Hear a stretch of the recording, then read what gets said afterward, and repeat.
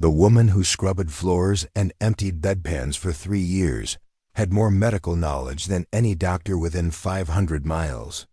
But when the children of Copper Ridge began dying from a mysterious illness that no one could identify, Dr. Margaret Maggie Thompson would have to choose between protecting her carefully guarded secret and watching an entire town perish. What happened next would expose not just her hidden identity, but a conspiracy that reached all the way to the territorial capital. Before we jump back in, tell us where you're tuning in from, and if this story touches you, make sure you're subscribed, because tomorrow I've saved something extra special for you. The autumn wind howled across the barren landscape of Montana Territory as the stagecoach lurched to a violent stop outside the ramshackle building that served as Copper Ridge's only medical facility.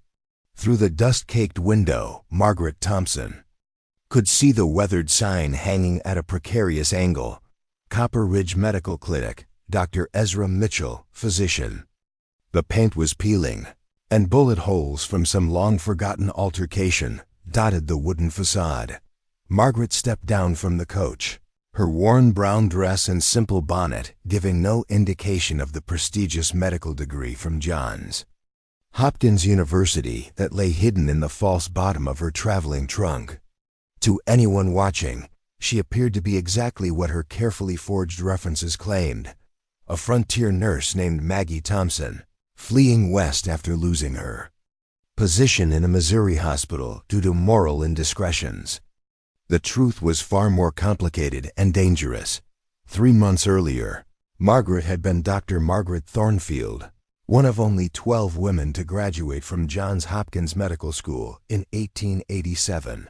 She had been the top of her class, specializing in infectious diseases and surgical procedures that most male physicians couldn't master. But her brilliance had made her enemies among the established medical community in Baltimore, particularly Dr. Harrison Blackwood, the influential physician who controlled most of the city's medical appointments. Blackwood had orchestrated a campaign of whispered rumors and false accusations that systematically destroyed her reputation. When she refused his generous offer to work as his personal assistant for a fraction of what male doctors earned, he had ensured that no respectable hospital on the East Coast would employ her. The final blow came when he arranged for her name to be quietly removed from the medical registry, effectively erasing 5 years of education and training. With the stroke of a pen, rather than fight a battle she couldn't win against the entrenched power of men like Blackwood, Margaret had chosen a different path. She would go where her skills were desperately needed, even if it meant pretending to be something less than what she truly was. The door of the clinic creaked open, and a tall, heavy-set man emerged, wiping his hands on a blood-stained apron. Dr. Ezra Mitchell looked exactly as Margaret had expected from the correspondence they had exchanged. His gray beard was unkempt, his eyes were bloodshot from what she suspected was regular consumption of medicinal alcohol, and his movements carried the unsteady gait of someone who had been drinking since breakfast. "You must be the nurse I sent." "4," Dr. Mitchell called out, his voice slurred but not unfriendly. "Margaret Thompson, wasn't it? Or do you prefer something else?" "Maggie will be fine, Dr. Mitchell," Margaret replied, adopting the slightly nervous demeanor she had practiced during the long journey west. "I'm grateful for the opportunity to work here." Mitchell laughed, a sound that held no humor. "Opportunity? Miss Thompson, this isn't an opportunity. This is desperation. I'm the only doctor within 200 miles, and I'm barely managing to keep myself upright, let alone tend to the medical needs of 400 souls spread across this godforsaken territory." As if to emphasize his point, a woman's voice called out from inside the clinic, "Dr. Mitchell, please come quickly. The Patterson boy is burning up with fever." Mitchell swayed slightly as he turned toward the voice. "That's Mrs. Sarah Chun, our current ... well, our only other medical help. Chinese woman, excellent with herbs and traditional remedies, but she doesn't speak much English. Been trying to handle things while I waited for you to arrive." Margaret followed Mitchell into the clinic, and what she saw made her heart sink. The single large room that served as both examination area and surgery was filthy by any medical standard. Instruments lay scattered on surfaces that hadn't been properly cleaned in weeks. Bloodstains covered the operating table, and the smell of infection and unwashed bodies was overwhelming. In one corner, Mrs. Chun knelt beside a makeshift bed where a boy of perhaps 8 years old thrashed in the grip of a high fever. The woman looked up as they entered, her dark eyes reflecting both exhaustion and frustration, as she spoke rapidly in what Margaret recognized as Cantonese. "She's saying the boy's fever won't break," Mitchell translated poorly, clearly understanding only fragments of what Mrs. Chun was communicating. "Been trying her herbal treatments for 2 days, but nothing's working." Margaret moved closer to observe the child, her trained eye immediately cataloging symptoms that Mitchell seemed oblivious to. The boy's breathing was rapid and shallow. His skin had a grayish pallor that suggested oxygen deprivation, and the way he favored his left side indicated possible internal complications. Most concerning was the distinctive rash beginning to appear on his neck and wrists, a pattern she had studied extensively during her infectious disease rotation. "What treatments have been attempted?" Margaret asked, keeping her voice carefully neutral while her mind raced through possible diagnoses. Mitchell waved dismissively. "Gave him some laudanum for the pain. Tried bleeding him yesterday to reduce the fever. Mrs. Chun has been using some kind of tea made from local plants, but as you can see, nothing's helping." Margaret had to bite her tongue to keep from pointing out that bleeding a fevered child was not only useless, but actively harmful, and that laudanum would suppress the respiratory system of someone already struggling to breathe. Instead, she knelt beside Mrs. Chun and spoke softly. "May I examine him?" Mrs. Chun studied Margaret's face for a long moment, then nodded and moved aside.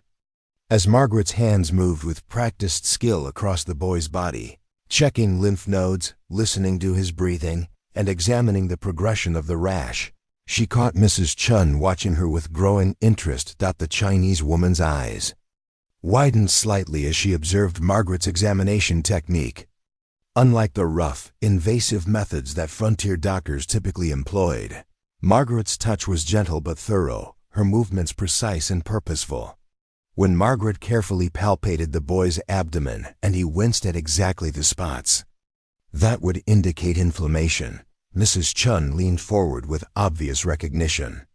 "You know medicine," Mrs. Chun said quietly in heavily accented but clear English, speaking directly to Margaret for the first time. "Real medicine, not like him." She glanced toward Mitchell, who was rummaging through a cabinet in search of another bottle. Margaret met the woman's gaze and saw understanding pass between them. Mrs. Chun had recognized expertise that went far beyond what any frontier nurse should possess. The moment was dangerous. If Mrs. Chun chose to voice her suspicions, Margaret's carefully constructed deception could unravel before it had properly begun. "I've had some experience with difficult cases," Margaret replied carefully. "Sometimes observation teaches as much as formal training." Mrs. Chun nodded slowly, but her expression suggested she wasn't fooled by the modest deflection. "This boy needs different medicine. His lung fills with water, his blood poison. Herbs help, but not enough." Margaret's heart raced as she realized that Mrs. Chun had made the same diagnosis she had reached: pneumonia complicated by sepsis, likely caused by a bacterial infection that was spreading rapidly through the child's system. Without proper antibiotics, which wouldn't be discovered for another 50 years, the boy's chances were poor. But there were other treatments that could help, procedures that could reduce the fluid in his lungs and support his body's fight against the infection. "Dr. Mitchell," Margaret called out, "I think the boy might benefit from a different approach to his treatment." Mitchell turned around, swaying slightly as he attempted to focus on her words. "What kind of approach?" "I've tried everything in my medical bag." Margaret chose her words carefully, knowing she had to suggest advanced treatments without revealing the extent of her knowledge. Sometimes when traditional remedies aren't working, it can help to support the body's natural healing processes. Perhaps we could try positioning him differently to help with his breathing, and maybe adjust his fluid intake to help his body fight whatever's causing the fever. It was a pale shadow of what she really wanted to do: establish proper drainage for his lungs, create a sterile environment to prevent secondary infection, and administer calculated doses of supportive medications. But it was enough to potentially save the boy's life without immediately exposing her true qualifications. Mitchell shrugged with the indifference of someone who had seen too many patients die to maintain much hope. Do whatever you think might help. Can't hurt at this point. Over the next several hours, Margaret worked with Mrs. Chun to implement a careful treatment plan. She showed the Chinese woman how to position the boy to encourage drainage from his lungs, demonstrated proper techniques for monitoring his vital signs, and prepared herbal treatments that would support his cardiovascular system without interfering with his body's immune response. Mrs. Chin proved to be an invaluable partner. Her knowledge of local medicinal plants, complementing Margaret's understanding of human physiology in ways that created treatment options neither could have achieved alone. As they worked together, Margaret began to understand that she had found an ally who shared her commitment to actual healing, rather than the primitive medical practices that were considered standard on the frontier. As evening approached, the Patterson boy's breathing began to stabilize. His fever broke for the first time in 3 days, and the dangerous gray pallor began to fade from his skin. Mitchell, who had been drinking steadily throughout the afternoon, barely noticed the improvement. But Mrs. Chun watched Margaret with growing respect and curiosity. "You saved this boy," Mrs. Chun said quietly as they cleaned up the treatment area. "But you use knowledge that no frontier nurse should have. Who are you really?" Margaret paused in her work, realizing that the moment of truth had arrived sooner than she had anticipated. Mrs. Chun had proven herself to be both skilled and trustworthy, but revealing her secret to anyone was a risk that could destroy everything she was trying to build. "Someone who wants to help people," Margaret replied finally. "Someone who came west because she couldn't practice medicine anywhere else." Mrs. Chun studied her face for a long moment, then nodded slowly. "I understand. Sometimes what we are and what we must pretend to be are different things. I keep your secret if you help me save people who need saving."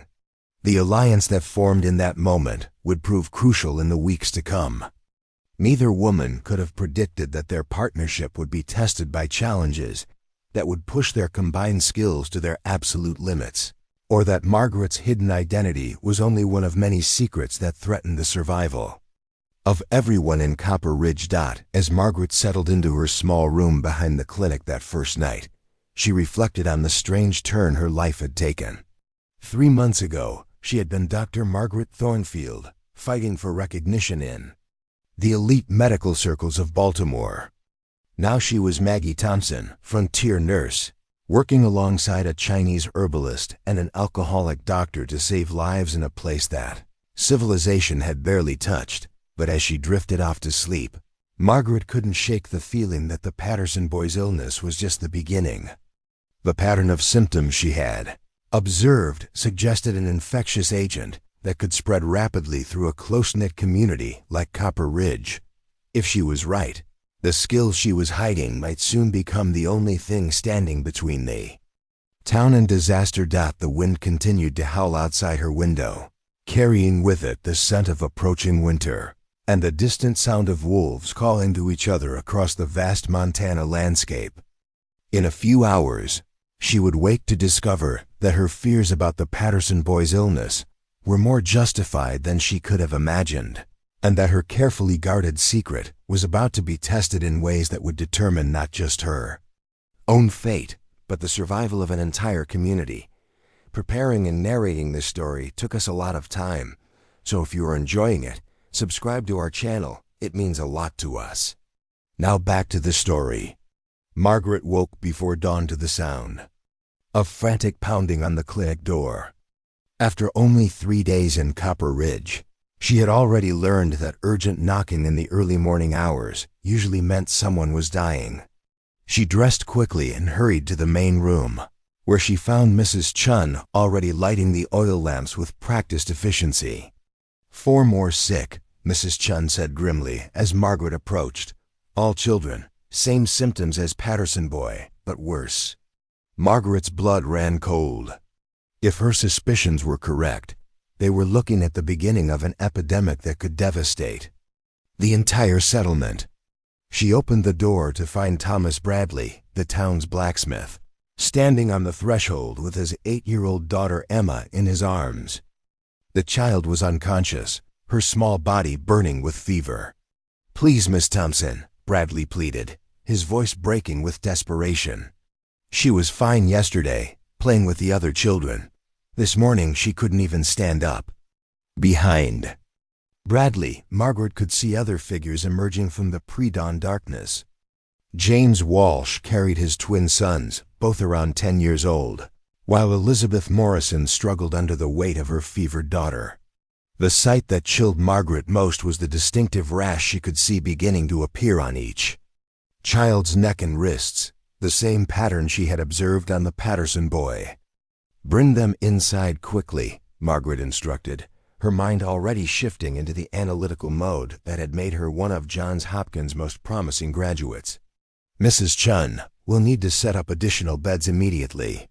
Dr. Mitchell emerged from his quarters at the back of the clinic, clearly having been awakened by the commotion. His clothes were wrinkled, his breath reeked of alcohol, and his hands shook as he attempted to light his pipe. "What's all this noise about?" he grumbled, then stopped short when he saw the number of patients being carried into his clinic. 4 more children with the same illness, Margaret reported, carefully observing Mitchell's reaction. What she saw confirmed her growing suspicions about the man's competence, instead of the urgent concern that any legitimate physician should display when faced with a potential epidemic. Mitchell showed only irritation at being disturbed. "Well, give them the same treatment as the Patterson boy," Mitchell said dismissively. "Some laudanum for the pain, maybe try bleeding if the fever gets too high." Margaret felt her carefully controlled facade crack slightly. The treatments Mitchell was suggesting weren't just ineffective, they were actively dangerous for children in this condition. But challenging his medical judgment too directly would raise questions about her own qualifications that she couldn't afford to answer. "Dr. Mitchell," she said carefully, "given the similarity of symptoms and the fact that all these children were playing together recently, don't you think we should consider the possibility of a contagious disease?" Mitchell waved her concerns away with the arrogance of someone who had never been seriously challenged on his medical decisions. "Frontier children get sick all the time. Probably something they ate, or maybe just the change in weather. Nothing to get worked up about." But Mrs. Chun had been listening to the exchange with growing alarm. She approached Margaret and spoke quietly in English that was heavily accented but urgent. "This not normal sickness. I see this pattern before, in China. When disease spreads fast through children, whole villages can die." Margaret nodded, recognizing that Mrs. Chun's experience with epidemic diseases could be crucial. The Chinese woman had lived through situations that most American physicians had only read about in medical journals. Her practical knowledge, combined with Margaret's formal training, might be their only hope of containing whatever was spreading through Copper Ridge. Over the next several hours, Margaret and Mrs. Chun worked together to establish a systematic approach to treating the sick children. Margaret carefully examined each patient, documenting symptoms and tracking the progression of the disease, while Mrs. Chun prepared herbal treatments that could support their immune systems without interfering with their body's natural healing responses. What Margaret discovered during these examinations confirmed her worst fears. All 4 children showed signs of the same bacterial infection that had affected the Patterson boy, but their cases were more advanced. The twins, Marcus and David, Walsh had already developed dangerous fluid accumulation in their lungs. Emma Bradley's fever had reached levels that could cause permanent brain damage if not controlled quickly. Elizabeth Morrison's daughter, 10-year-old Rebecca, was showing early signs of the sepsis that could prove fatal within hours. "Mrs. Chun," Margaret said quietly, positioning herself so that Dr. Mitchell couldn't overhear their conversation, "I need to ask you something important. In your experience with epidemic diseases, how quickly can an infection like this spread through a community?" Mrs. Chun's expression grew grave as she considered the question. "Depends on many things. How people live together, how they share. Food and water, how clean they keep living spaces. But if this same sickness that take down 5 strong children in 3 days," she paused, calculating, "could be through whole town in 2 weeks, maybe less." Margaret felt a chill that had nothing to do with the cold Montana morning. Copper Ridge had a population of approximately 400 people, including nearly 80 children under the age of 15. If Mrs. Chun's estimates were accurate, they could be looking at catastrophic mortality rates unless the disease was contained quickly. "What treatments worked in China when you faced similar outbreaks?" Margaret asked, knowing she was walking a dangerous line by revealing the extent of her medical knowledge through the sophistication of her questions. Mrs. Chun studied Margaret's face for a moment, then seemed to make a decision. "Chinese medicine focus on supporting body's own fight against disease. Keep patients clean. Give them herbs that strengthen blood and lungs. Make sure they get proper rest and nutrition. But most important thing," she lowered her voice even further, "find source of infection and stop it from spreading to others." The conversation was interrupted by a commotion outside the clinic. Margaret looked through the window to see Sheriff William Hayes approaching with 3 other men she recognized as members of the town council. Hayes was a large, imposing man with graying hair and the weathered features of someone who had spent decades enforcing law in frontier communities. Behind him walked Mayor Jonathan Pierce, a thin, nervous man who had built his political career on avoiding difficult decisions, and Councilman Robert Fletcher, whose general store made him one of the wealthiest men in Copper Ridge. "Dr. Mitchell," Sheriff Hayes called out as the group entered the clinic. "We need to talk about this situation with the sick children. People are starting to panic." Mitchell looked up from where he'd been sitting in the corner, nursing what appeared to be his 3rd drink of the morning despite the early hour. "Nothing to panic about, Sheriff. Just some children with fever. Happens all the time." Mayor Pierce stepped forward, wringing his hands nervously. "Dr. Mitchell, with all due respect, we've had 5 children fall seriously ill in the past 3 days. That's not normal by any standard." Margaret watched the exchange with growing frustration. The town officials were clearly concerned about the potential for an epidemic, but Mitchell's dismissive attitude was preventing any meaningful discussion of containment measures. She found herself in an impossible position. She possessed the knowledge needed to address their concerns, but revealing that knowledge would expose her deception. Sheriff Hayes turned his attention to Margaret, his sharp eyes taking in her competent manner and the organized way she had been caring for the patients. "Miss Thompson, you've been working closely with these children. What's your assessment of their condition?" The question presented Margaret with a crucial decision point. She could continue to defer to Dr. Mitchell's authority and potentially watch more children die, or she could begin sharing her medical knowledge at the risk of exposing her true identity. "Sheriff Hayes," Margaret said carefully, "I've observed some concerning patterns in the children's symptoms that suggest we might be dealing with a contagious infection." Mitchell snorted dismissively. "Miss Thompson is a nurse, Sheriff. She's not qualified to make diagnostic assessments." But Sheriff Hayes ignored Mitchell's interruption, focusing intently on Margaret's words. "What kind of patterns?" Margaret took a deep breath, knowing that her next words would begin a process she couldn't reverse. All 5 children developed similar symptoms in the same sequence: high fever, distinctive rash, respiratory distress, and in the more advanced cases, signs of systemic infection. They also share common exposure factors, having played together in the same areas of town over the past week. Councilman Fletcher leaned forward with obvious interest. Are you saying this disease could spread to other children? I'm saying that. The evidence suggests it already has spread, Margaret replied, her voice gaining confidence as she spoke.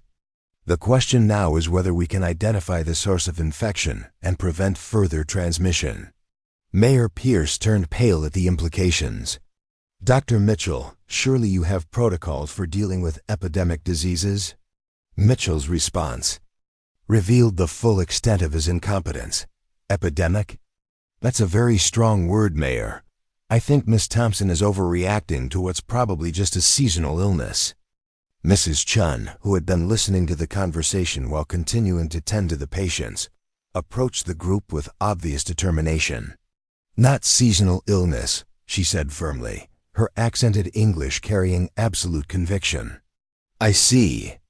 This before, children die fast if not stopped. Sheriff Hayes studied both women with the shrewd assessment of someone accustomed to evaluating the reliability of witnesses. Mrs. Chun, you've dealt with diseases like this before? In China, yes. Whole villages lose half their children when sickness like this spreads. Need to act fast, find where it starts, keep sick people away from healthy people.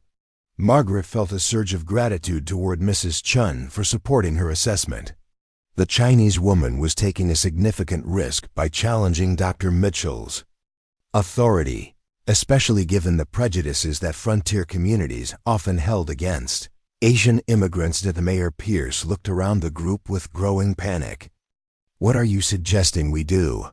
We can't quarantine the entire town. We don't need to quarantine everyone, Margaret said, drawing on her training in public health measures. But we should isolate the sick children to prevent further transmission. Identify anyone else who might have been exposed and investigate possible sources of infection. Sheriff Hayes nodded slowly. That sounds reasonable. Dr. Mitchell, what's your position on these recommendations? Mitchell stood unsteadily, his face flushed with anger and alcohol. My position is that I'm the only licensed physician in this territory, and I won't have my medical judgment questioned by a nurse and a foreign woman who practices folk medicine. The racial slur implicit in Mitchell's dismissal of Mrs. Chun hung in the air like a challenge. Margaret felt her carefully controlled temper begin to flare, but before she could respond, Sheriff Hayes stepped forward. Dr. Mitchell, I've known you for 5 years, and I've seen how you practice medicine. Right now, I'm more inclined to trust the judgment of people who seem to understand what they're dealing with. The confrontation that followed would determine not only how Copper Ridge responded to the emerging epidemic, but also whether Margaret could continue maintaining her deception while providing the medical expertise that could save lives. Councilman Fletcher cleared his throat, his businessman's instincts recognizing the political dynamics at play. Perhaps we could establish a collaborative approach.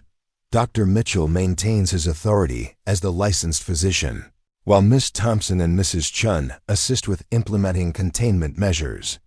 It was a diplomatic solution that allowed everyone to save face while potentially addressing the medical crisis. But Margaret knew that the compromise would only work if she could find ways to guide treatment decisions without explicitly overruling Mitchell's authority. I think that's a workable arrangement, Margaret said carefully. Mrs. Chun and I can focus on nursing care and containment measures while Dr. Mitchell handles the diagnostic and treatment decisions. Mitchell grumbled his reluctant agreement, probably recognizing that outright refusal would undermine his position with the town officials. Sheriff Hayes seemed satisfied with the compromise, and Mayor Pierce looked relieved to have found a solution that avoided difficult political decisions. But as the officials departed to begin implementing quarantine measures, Margaret caught Mrs. Chun watching her with an expression that suggested the Chinese woman understood exactly what had just happened. Margaret had effectively taken control of the medical response while allowing Mitchell to maintain the illusion of authority. Game was becoming more dangerous with each passing hour, but the lives of Copper Ridge's children hung in the balance. Margaret would have to navigate between protecting her secret and providing the expertise needed to prevent a catastrophe, knowing that discovery could mean not only the end of her medical career, but potentially criminal charges for practicing medicine without proper credentials. As afternoon approached, more families began arriving at the clinic with sick children, confirming Margaret's worst fears about the epidemic's spread. The real test of her abilities and her deception was just beginning. By the fourth day, Margaret had transformed the clinic into something resembling a proper medical facility. Working under the pretense of organizing nursing care, she had instituted strict hygiene protocols, established proper patient isolation areas, and created a systematic approach to monitoring the progression of symptoms. What she couldn't do openly was conduct the kind of thorough epidemiological investigation that her Johns Hopkins training had prepared her for. The number of sick children had risen to 12, and Margaret's carefully maintained composure was beginning to crack under the strain of watching young lives hang in the balance, while she was forced to work within the constraints of her assumed identity. Each morning brought new cases, and each evening brought the terrifying possibility that they might lose one of the children who had trusted their care. It was Mrs. Chun who provided the breakthrough that would change everything. "Miss Thompson," the Chinese woman said quietly as they prepared morning medications, "I think I know where sickness comes from." Margaret looked up from where she had been grinding willow bark into powder, a primitive but effective fever reducer that she could recommend without raising suspicions about her pharmaceutical knowledge. "What have you discovered?" Mrs. Chun glanced around to make sure Dr. Mitchell wasn't within earshot. The man had been drinking even more heavily since the town officials had questioned his competence, and he typically spent his mornings in an alcoholic stupor that rendered him useless for medical work.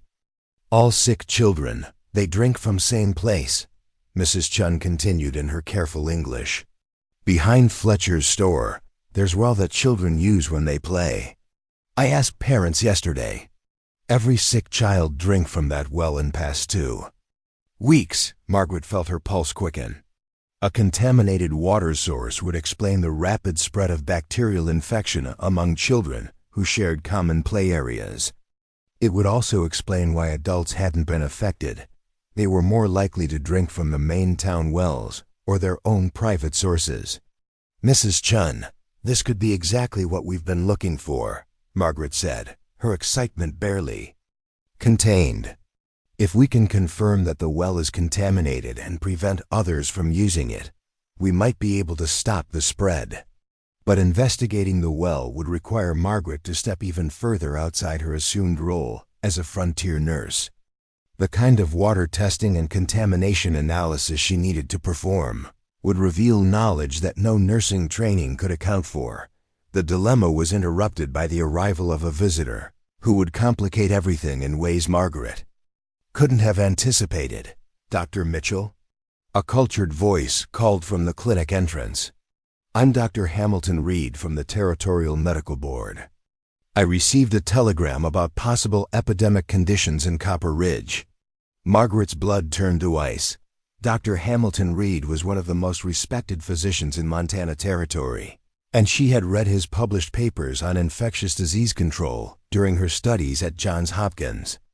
More importantly, Reed was known for his rigorous approach to medical standards and his intolerance for incompetent practitioners. Dr. Reed entered the clinic with the bearing of someone accustomed to being the most knowledgeable person in any medical situation. He was a tall, distinguished man in his 50s, impeccably dressed despite the frontier setting, and carrying a medical bag that contained instruments far more advanced than anything in Mitchell's clinic. "Dr. Reed," Mitchell said, attempting to stand but swaying noticeably from his morning drinking, "I wasn't expecting a visit from the Territorial Board."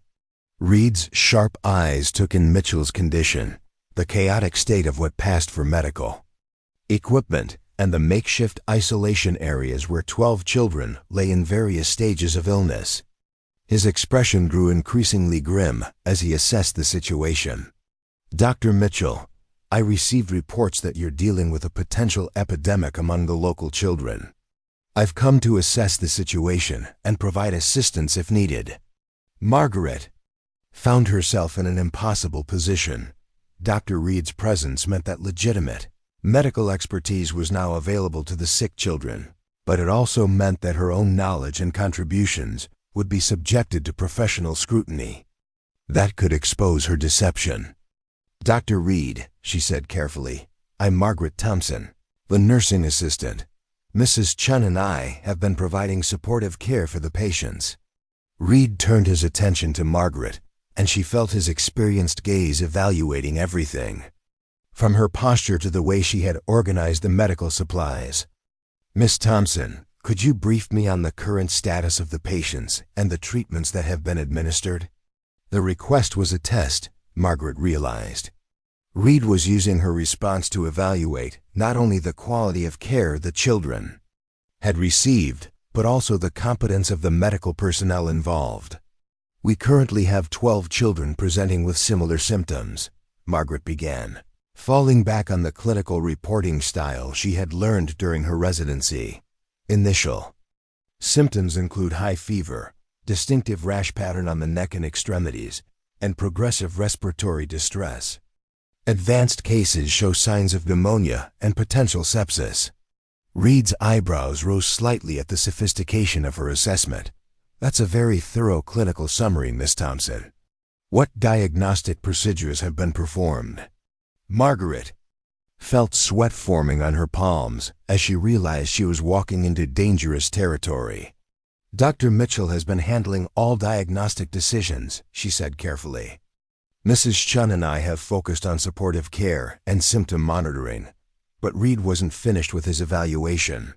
He moved to examine the nearest patient, 10-year-old Rebecca Morrison, whose condition had been deteriorating despite their best efforts. As Reed conducted his examination, Margaret watched his technique with the fascination of a professional observer.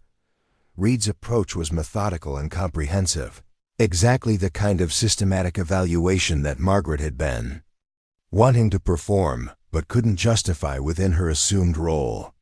He checked lymph nodes, listened carefully to respiratory patterns, examined the progression of the rash, and even tested reflexes to assess potential neurological involvement. "Miss Thompson," Reed said, without looking up from his examination, "could you assist me with this evaluation? I'd like to get your observations on the patient's condition." The request put Margaret in an impossible situation. Refusing to assist would seem unprofessional and potentially harmful to Rebecca's care.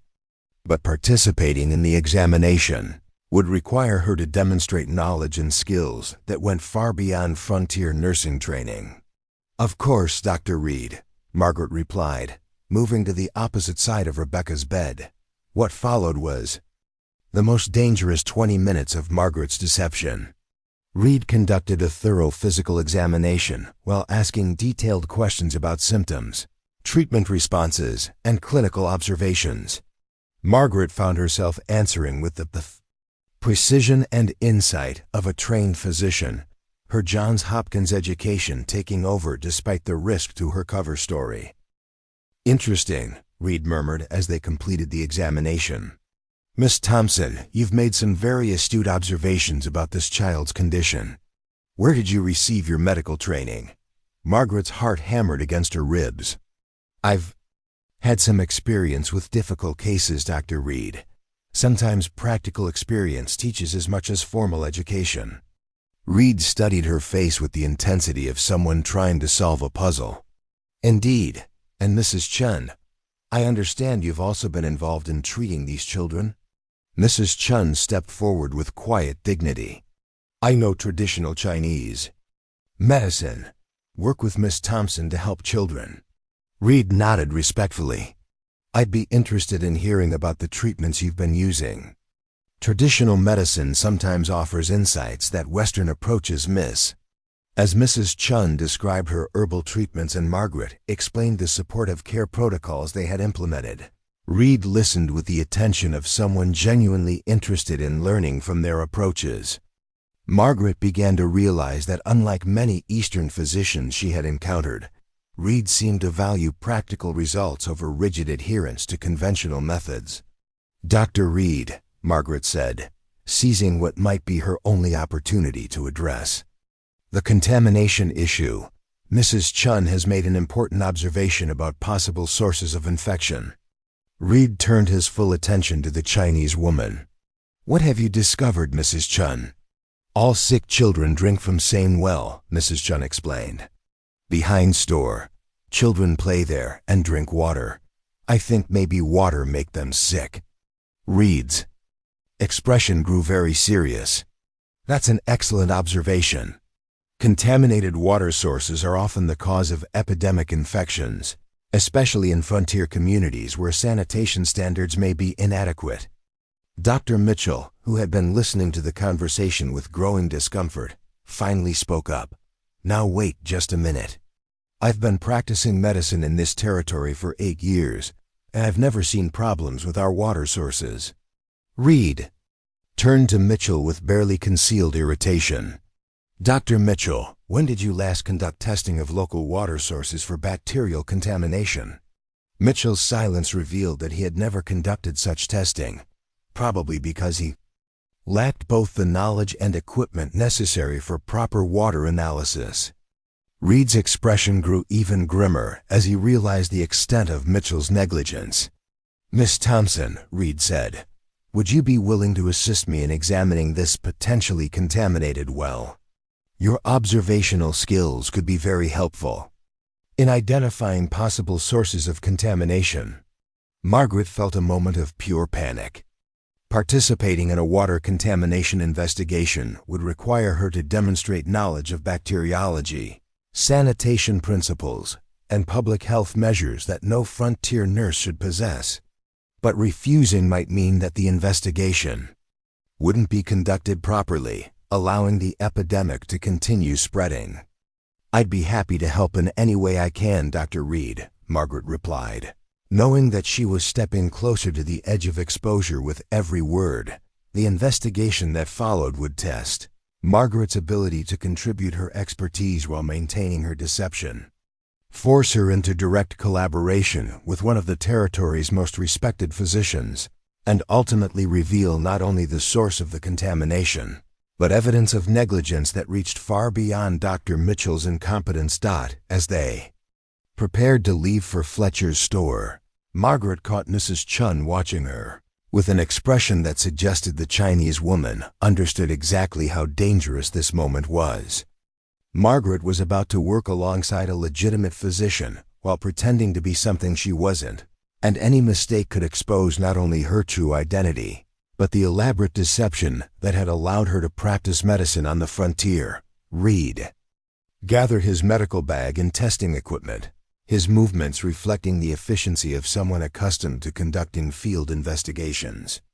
"Miss Thompson, Mrs. Chun, I want you both to understand that if we confirm bacterial contamination in that well, we'll be dealing with a public health emergency that requires immediate action."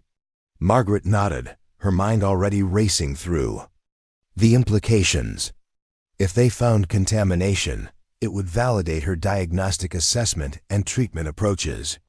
But it would also require her to continue working closely with Reed, making it increasingly difficult to hide the extent of her medical knowledge.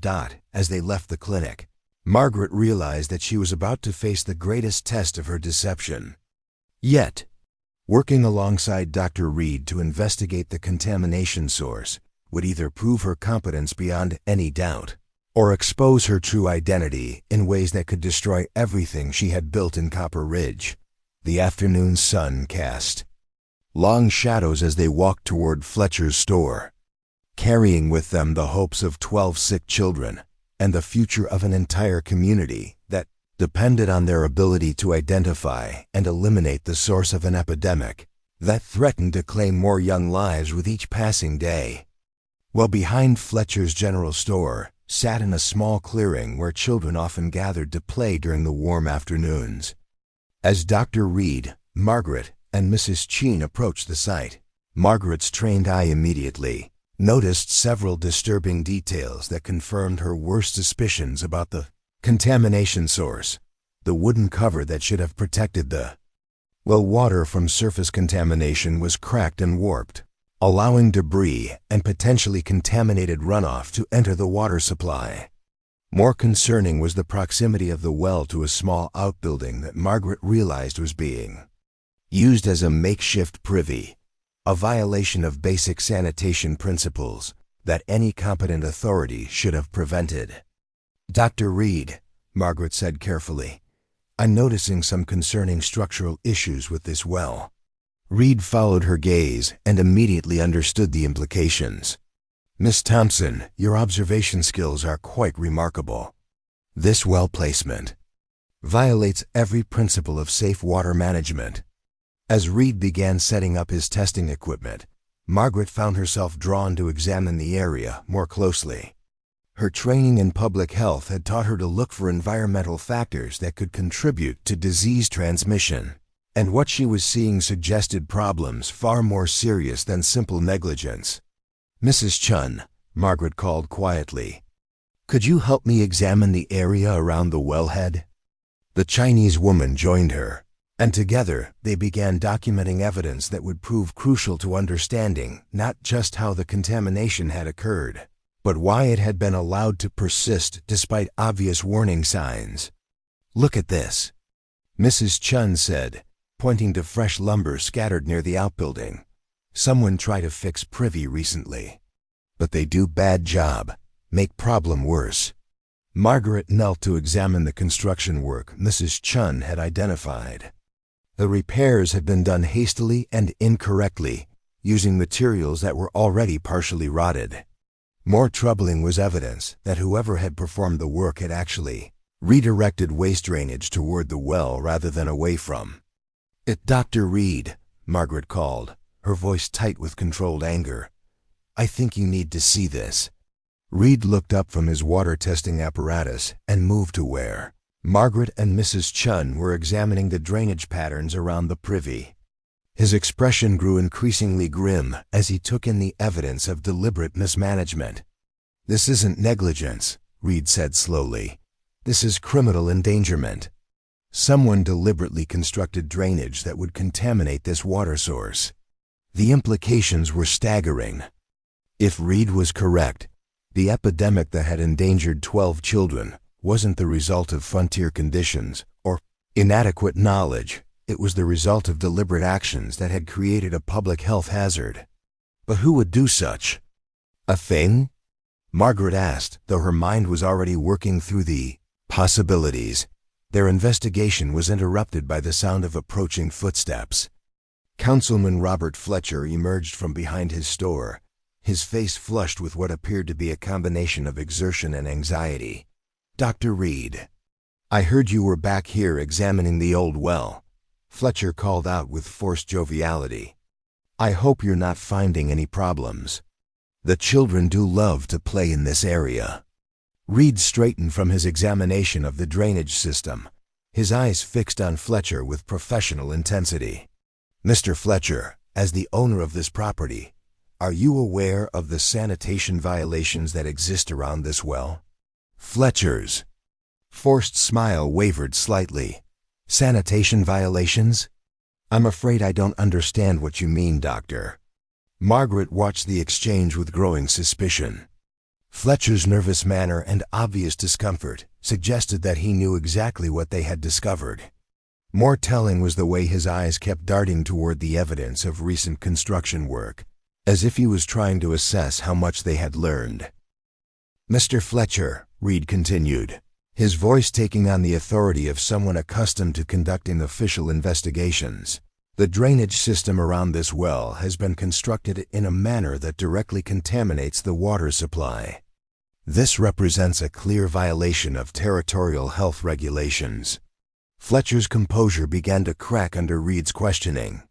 "Now listen here, Doctor. I've been a responsible businessman in this community for 15 years. If there are problems with that old well, they're not of my making.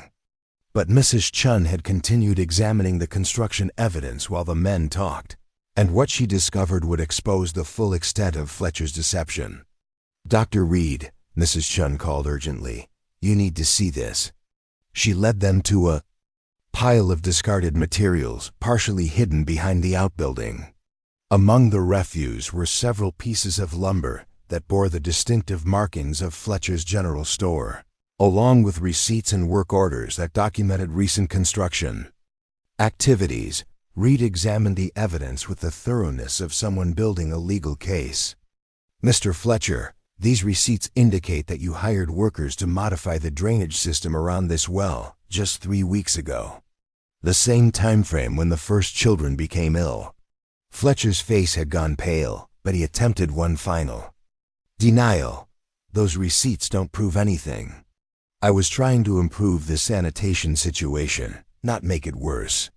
Margaret had been studying the work orders while Reed and Fletcher argued, and what she found in the documentation would prove Fletcher's guilt beyond any doubt.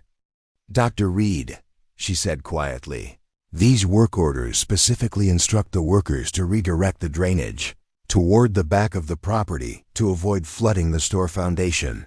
The well is located at the back of the property." Reed's expression grew thunderous as he realized the full implications.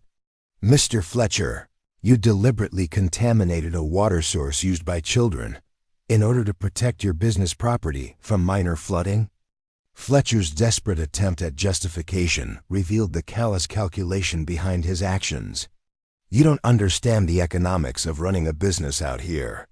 That drainage water was threatening my foundation, and I had to do something to protect my investment. I never thought children would actually get sick from drinking well water." Margaret felt a surge of fury that threatened to break her carefully maintained composure. Fletcher had knowingly created a public health hazard that had endangered the lives of 12 children, all to prevent minor property damage to his store. "Mr. Fletcher," she said, her voice carrying barely controlled anger, "did you consider warning families about the contamination risk? Did you think about posting signs or blocking access to the well?" Fletcher's response revealed the full extent of his moral bankruptcy. "I figured parents would be smart enough to keep their children away from questionable water sources. Besides, Dr. Mitchell never said anything about needing to test wells for contamination." Dr. Reed had heard enough. "Mr. Fletcher, I'm placing this property under immediate quarantine, pending a full investigation by territorial health authorities. You're also under arrest for criminal endangerment of public health." But Fletcher's arrest would prove to be only the beginning of revelations that would expose a conspiracy reaching far beyond one businessman's greed. As Reed prepared to escort Fletcher to the sheriff's office, Margaret noticed something that made her blood run cold. Among the scattered work orders and receipts was a piece of correspondence bearing the letterhead of the Territorial Medical Board, the same organization that employed Dr. Reed. "Dr. Reed," Margaret said carefully, "I think there's something else you need to see." She handed him the letter, watching his expression change as he read the contents. The communication was addressed to Fletcher and signed by Dr. Marcus Whitman, the Territorial Medical Board's chief administrator. The letter explicitly instructed Fletcher to implement drainage modifications that would redirect potential contamination sources away from commercial properties while maintaining cost-effective waste management solutions. Reed's face went white as he realized the implications. This letter is essentially providing Fletcher with official sanction to contaminate the well, as long as it protects commercial interests. Margaret felt her world tilt as she understood what they had uncovered. The contamination wasn't just the result of one man's greed. It was part of a systematic policy that prioritized business interests over public health, backed by the very medical authorities who were supposed to protect frontier communities. "Dr. Reed," she said quietly, "if Dr. Whitman signed off on these modifications, how many other communities might be dealing with similar contamination issues?" Reed's expression grew grim as he considered the scope of what they had discovered. "Miss Thompson, I'm beginning to think that what we're seeing here isn't an isolated incident. This could be evidence of a territorial-wide policy that's been endangering public health in the name of protecting commercial interests." Mrs. Chun, who had been quietly examining more of the scattered documents, approached with additional evidence. "That would prove their worst fears correct. Many letters here," she said, holding up a bundle of correspondence. "Different towns, different businessmen, but same instructions. Always protect stores and businesses. Always direct contamination toward places where poor people and children gather." Margaret took the letters Mrs. Chun had discovered and began reading through them with growing horror. The documents revealed a pattern of officially sanctioned contamination that extended across multiple frontier communities. Wells near schools and public gathering areas had been deliberately contaminated to protect commercial properties, creating public health hazards that disproportionately affected children and families with limited resources. "Dr. Reed," Margaret sighed, her voice trembling with controlled fury, "this isn't just criminal negligence. This is systematic poisoning of vulnerable populations." Reed nodded grimly as he reviewed the evidence. "Miss Thompson, what we've discovered here represents one of the most serious public health scandals in territorial history. Dr. Whitman and his associates have essentially been trading children's lives for commercial profits. The revelation transformed their investigation from a simple contamination case into something far more dangerous. They were now in possession of evidence that could bring down powerful interests who had invested considerable resources in maintaining the current system. What do we do now?" Margaret asked, knowing that their discovery put all of them at considerable risk. Reed's response revealed both his integrity and his understanding of the dangers they faced. "We document everything, secure the evidence, and prepare for a fight. That's going to involve some very powerful people who won't hesitate to destroy anyone who threatens their interests." As they gathered the incriminating documents and prepared to leave Fletcher's property, Margaret realized that her carefully maintained deception was about to become the least of her worries. The conspiracy they had uncovered would require her to work closely with Reed in ways that would make hiding her medical expertise increasingly impossible. But more immediately, their discovery had put them in direct conflict with territorial authorities who had already demonstrated their willingness to sacrifice children's lives for profit.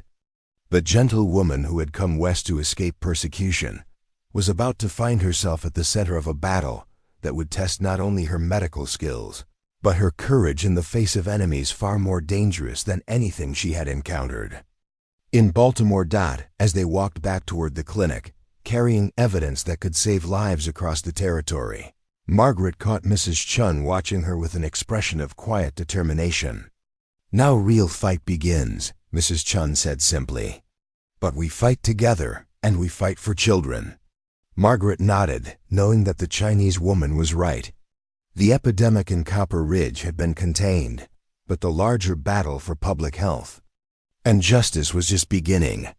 And whether she liked it or not, her hidden expertise would soon become a weapon in a war against forces that viewed human lives as acceptable casualties in the pursuit of profit. The telegram arrived at dawn, delivered by a nervous rider who wouldn't meet Dr. Reed's eyes as he handed over the official territorial communication. Margaret watched from the clinic window as Reed's expression grew increasingly grim while reading the message. When he finished, he crumpled the paper in his fist with barely controlled anger. "What is it?" Margaret asked, though she suspected the contents would confirm their worst fears about the reach of the conspiracy they had uncovered. Reed's voice was tight with fury as he responded. "Dr. Whitman has officially suspended my authority pending an investigation into my unauthorized interference with local business operations. Effective immediately, I'm forbidden from conducting any further medical investigations in Copper Ridge."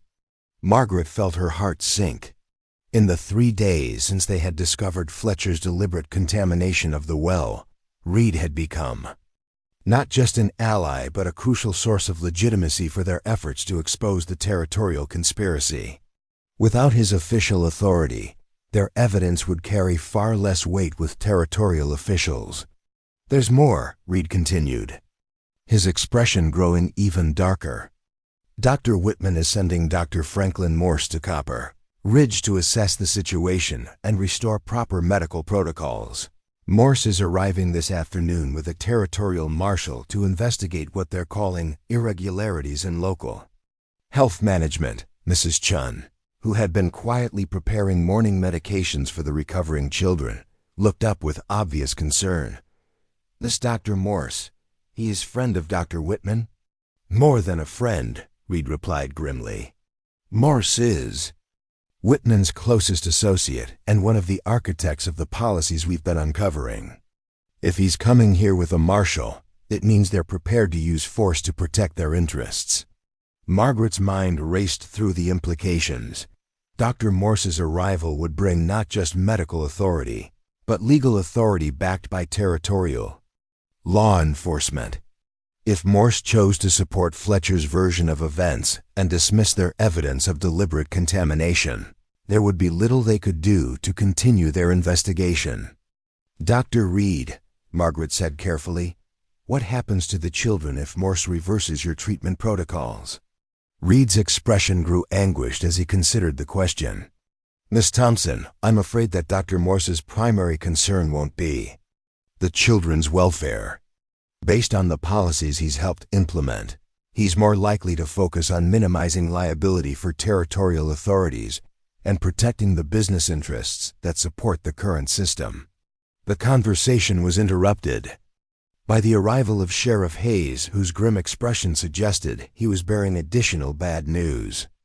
Hayes had proven to be one of their most reliable allies in the fight against the conspiracy, using his local authority to protect their investigation from interference by Fletcher's business associates. "Dr. Reed," Hayes said without preamble, "I've just received word that Dr. Morse is traveling with Federal Marshal Bradley Hawkins. Hawkins has a reputation for prioritizing territorial stability over individual rights, if you understand my meaning." Margaret understood perfectly. Marshal Hawkins represented federal authority that could override local law enforcement and impose solutions that served territorial interests rather than community welfare. His presence meant that their investigation was about to face challenges that could not be overcome through medical expertise or local political support. "Sheriff Hayes," Margaret asked, "do you think we have time to prepare our evidence before they arrive?" Hayes's response was both realistic and ominous. "Miss Thompson, I think you need to understand that Dr. Morse and Marshal Hawkins aren't coming here to evaluate evidence. They're coming here to contain a situation that threatens powerful interests. Your evidence won't matter if they decide it's easier to discredit the investigators than address the corruption." As if summoned by their conversation about dangerous arrivals, a commotion outside the clinic announced the approach of several riders. Margaret looked through the window to see a group of well-dressed men on horseback, led by someone who could only be Dr. Franklin Morse. Dr. Morse was a tall, imposing man in his 40s, impeccably dressed despite the frontier setting, and carrying himself with the arrogance of someone accustomed to having his authority unquestioned. Behind him rode Marshal Hawkins, a weathered man whose hand rested casually on his sidearm, and two additional riders who appeared to be private security rather than official law enforcement. "They're here," Reed said quietly, his voice carrying the tone of someone preparing for battle. Dr. Morse dismounted with theatrical flourish and strode toward the clinic entrance with the confidence of someone who expected immediate deference to his authority.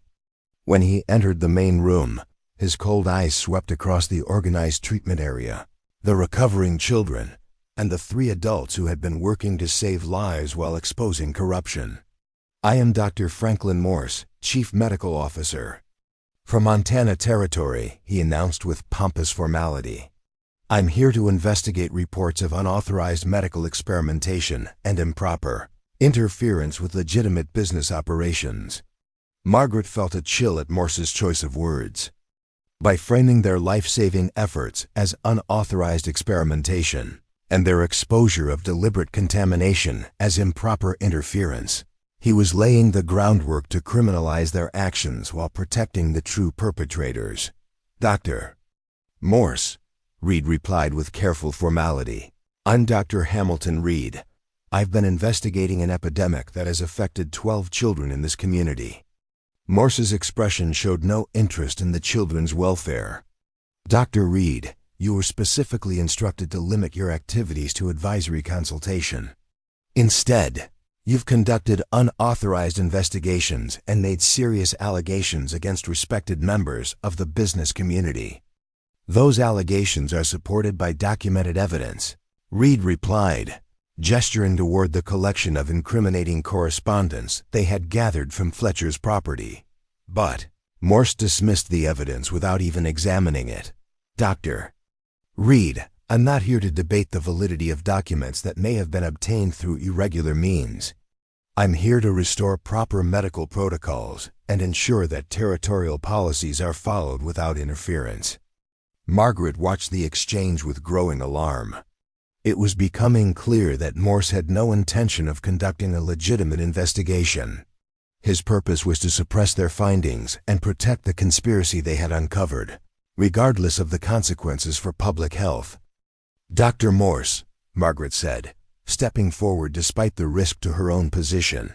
12 children nearly died from contamination that was deliberately created. Surely the welfare of these children should be our primary concern. Morse turned, his attention to Margaret with the dismissive gaze of someone evaluating an insignificant obstacle. And you are? Margaret Thompson, nursing assistant, she replied, maintaining her assumed identity despite the growing danger of her situation. Miss Thompson, Morse said with condescending authority, nursing assistants are not qualified to make medical assessments or participate in official investigations. I suggest you limit your activities to basic patient care under proper medical supervision. Mrs. Chen, who had been quietly observing the confrontation while continuing to tend to the children, approached the group with quiet dignity. Dr. Morse, these children almost die. We saved them. Why you want to stop good medicine? Morse's response revealed the ugly prejudices that influence territorial policies. I don't recognize your credentials to practice any form of medicine, and I certainly don't accept the validity of foreign medical traditions in treating American citizens. The casual racism in Morse's dismissal of Mrs. Chun's contribution sparked Margaret's carefully controlled temper. The Chinese woman had been instrumental in saving the children's lives, and her expertise in traditional medicine had complemented Margaret's formal training in ways that created treatment options neither could have achieved alone. Dr. Morse, Margaret said, her voice carrying barely controlled anger, Mrs. Chun's knowledge of medicinal herbs and traditional healing methods has been crucial to these children's recovery. Dismissing her contributions, based on prejudice rather than results, is both unprofessional and harmful to patient care. Morse's eyes narrowed as he studied Margaret more closely. Miss Thompson, your advocacy for irregular medical practices and your apparent familiarity with clinical terminology suggest training that goes beyond basic nursing preparation. Perhaps we should discuss your qualifications more thoroughly. Margaret felt the trap closing around her. Morse had recognized that her knowledge and advocacy exceeded what any frontier nurse should possess, and he was using that recognition to undermine her credibility while simultaneously threatening to expose her deception. Marshal Hawkins stepped forward, his presence adding implicit threat to Morse's questioning. Miss Thompson, territorial law requires all medical practitioners to maintain proper credentials and operate within authorized scope of practice. Violations can result in criminal charges. The threat was clear. If Margaret continued to challenge Morse's authority or demonstrate medical knowledge beyond her assumed role, she could face criminal prosecution that would not only end her ability to help the children, but potentially result in imprisonment.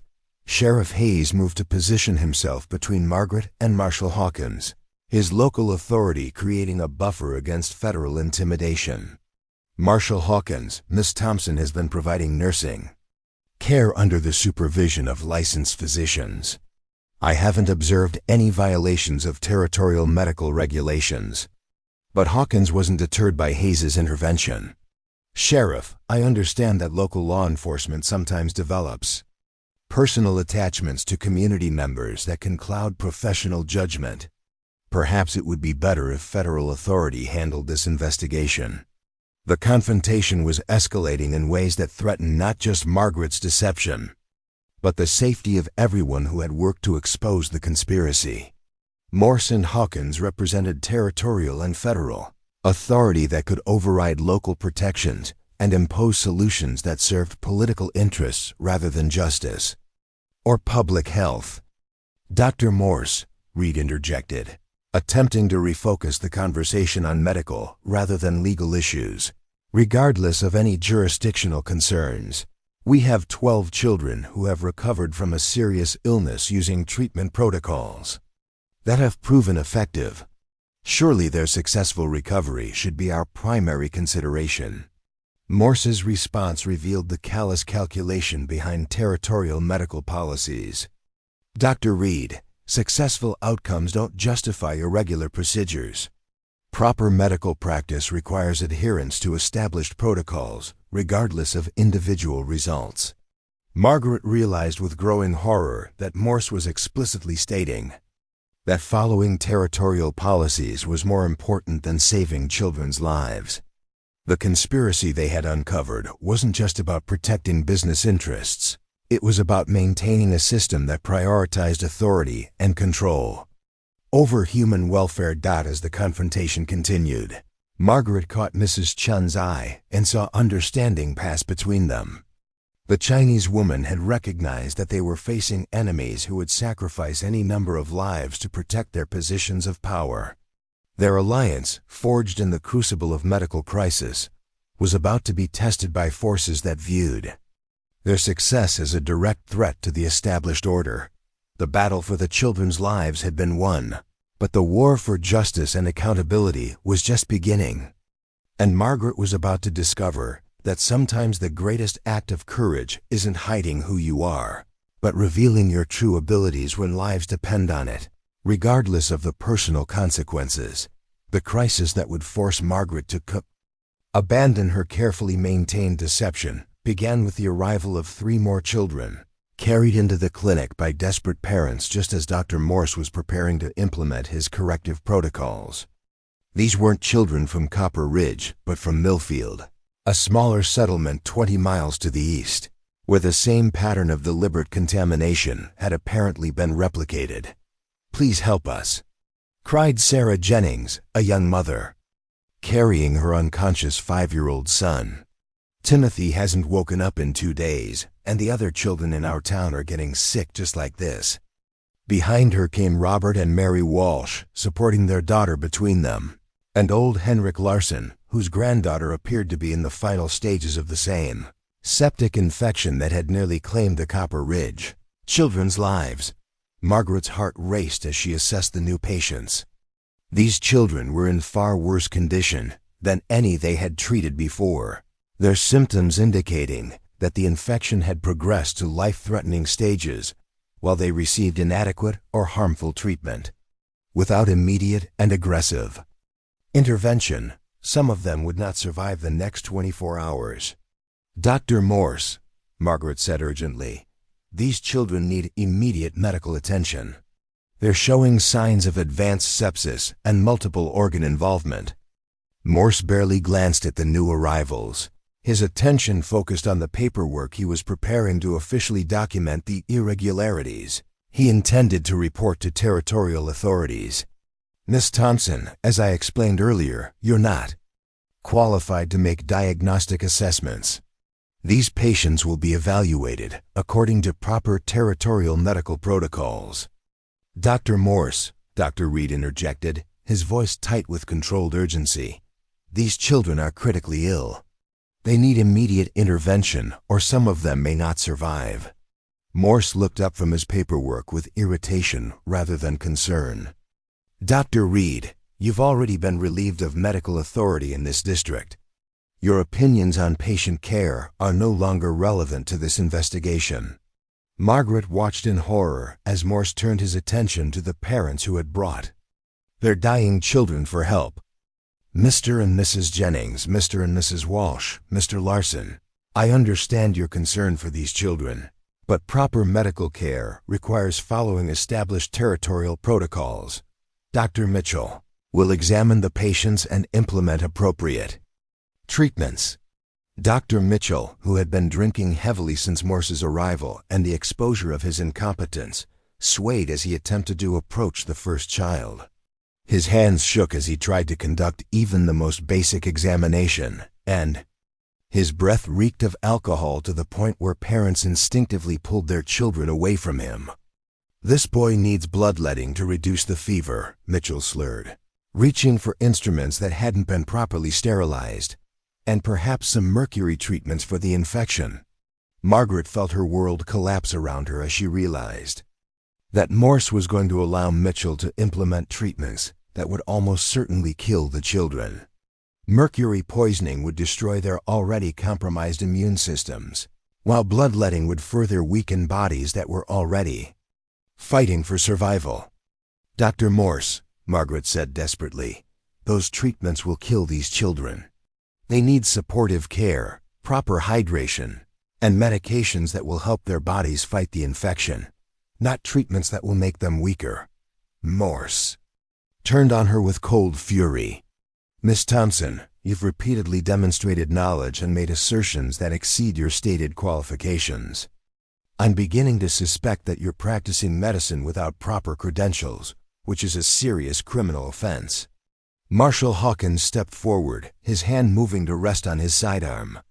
Miss Thompson, I'm placing you under arrest for the illegal practice of medicine and interference with official territorial medical protocols.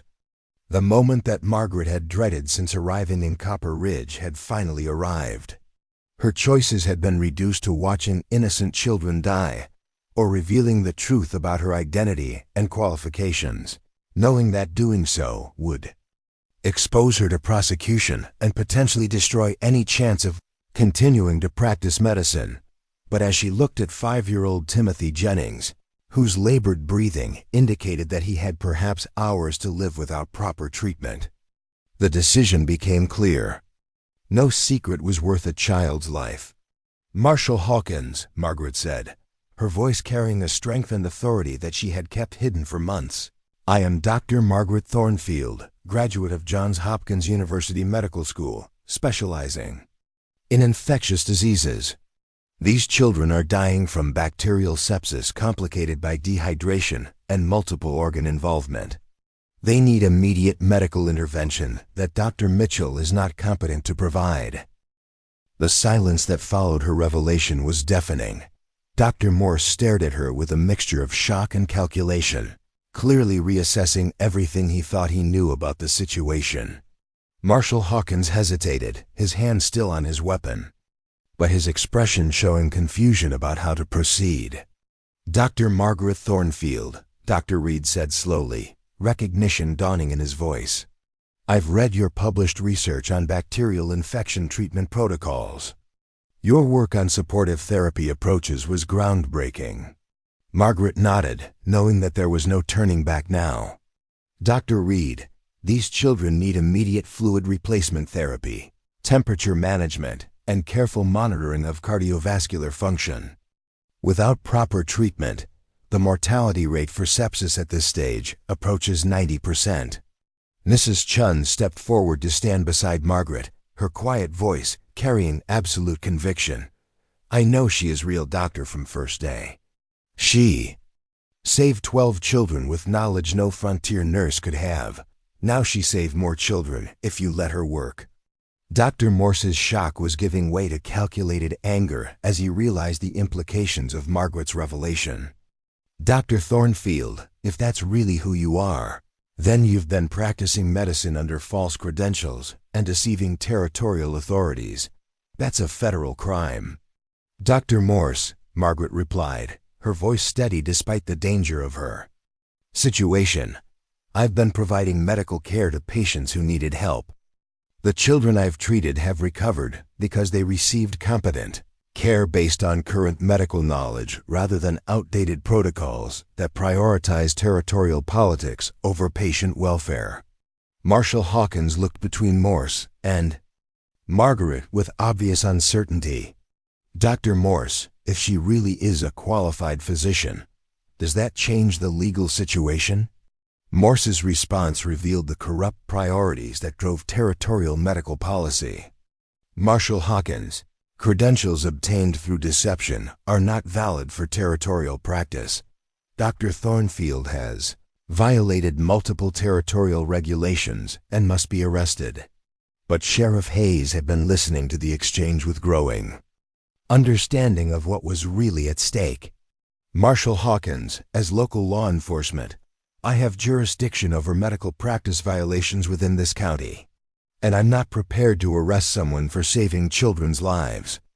The confrontation was escalating toward violence when Dr. Reed stepped forward with an intervention that would change everything.